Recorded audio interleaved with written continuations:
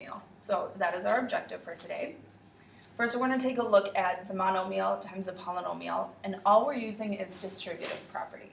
So we're going to simplify each expression and of course write our answer in standard form. So when I look at my first example, the negative 3x times 12. So I'm going to multiply my coefficients. Negative 3 times 12 is negative 36, and the x goes along. And then when I multiply my negative 3x by negative 4x squared, negative 3 times negative 4 is positive 12. And x times x squared, this is where we have to think about our exponential properties. X has a power of 1, x squared has a power of 2, so when we multiply the powers, we add the exponents and get x cubed. My answer is not in standard form because I have my highest power last instead of first. So I'll rewrite this as 12x cubed minus 56x. Next example, same property. So we've got the 9 times negative 3 gives us negative 27a. A times a squared gives us a cubed. 9a times a gives us 9a squared. Make sure when you multiply the coefficients and you add the exponents on your variable. We remember this from last unit, now we just have to do it over and over.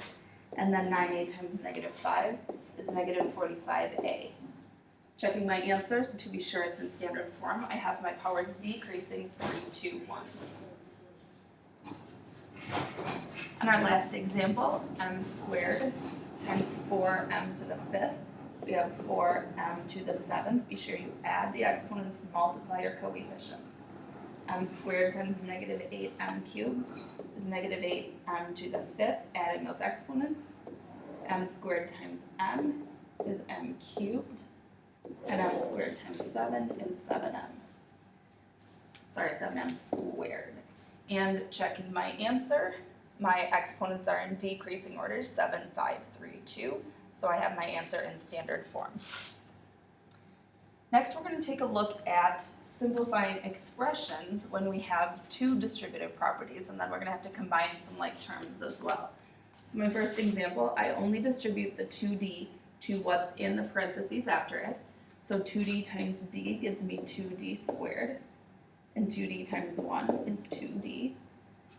Here, make sure that you are looking at distributing a negative d. Make sure that negative sign goes with when you distribute. It's easier to add than subtract. So if you treat it as a negative sign instead of a subtraction sign, you'll be less likely to make mistakes.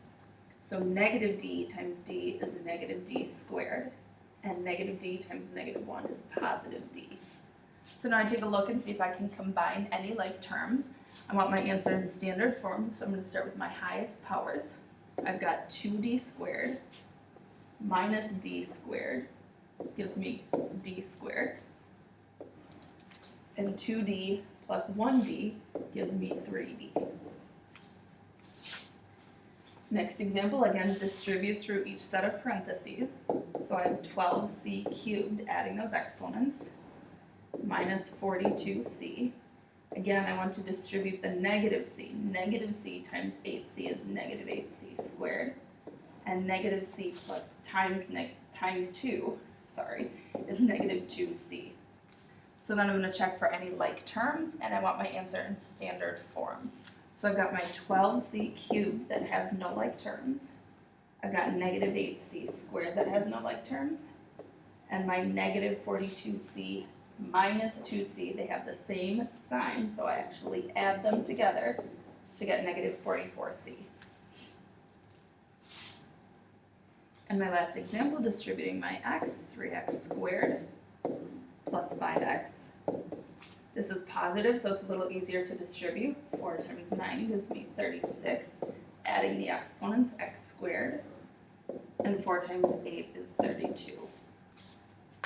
Combining like terms, I have my 3x squared and 36x squared for a total of 39x squareds, and 5x minus 32x. They have opposite signs, so I actually subtract them. 32 is bigger, so I'll keep the sign on the 32, and we get 27x, negative 27x.